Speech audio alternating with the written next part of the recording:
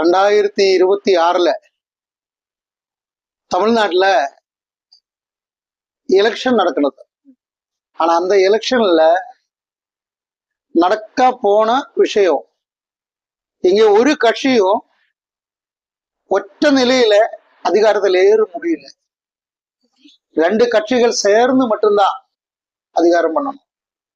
ஆனா இதுவரைக்கும் இங்க தமிழ்நாட்டுல அதிகாரத்தில் ஏறாத இருந்த பார்ட்டி, அவரு அந்த பொலிட்டிக்ஸ் நிறைய இடத்துல மற்ற எவருக்கும், இப்போ நான் ராஷ்டிரியத்துல இதுவரைக்கும் இருந்த 2 பார்ட்டி இருக்கு, ஏஐடிஎம்கே, டிஎம்கே.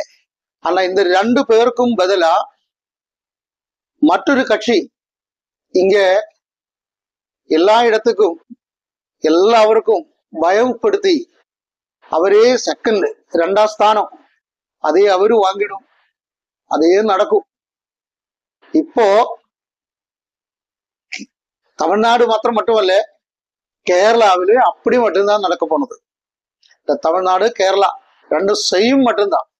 தர்மம் இல்லை, தர்மரட்சை இல்லை, கோவில்கள் காப்பாற்ற முடியல. கோவில்கள்ட பணம் எடுத்து அவரு சாப்பிடுறதுக்கு மணி மேடைகள், சர்க்கார் வண்டி, காரு, டூரு, இது எல்லாம் ரெடி பண்ணிட்டு இருக்க. ஆனா பொது ஜனத்துக்காக ஒண்ணுமே இந்த கேரளா சர்க்கார், தமிழ்நாடு சர்க்கார் ரெண்டுமே ஒண்ணுமே பண்ணல. ஆனா இனி வரும் போனா சர்க்கார், அது இப்ப வரணத்தில் இருக்கிறவர், அவர் இருந்தாலும் அவருக்கு மற்றொரு கட்சி சப்போர்ட் பண்ணலன்னா அவருக்கு அதிகாரம் கிடைக்காது. அப்படி மட்டும்தான்.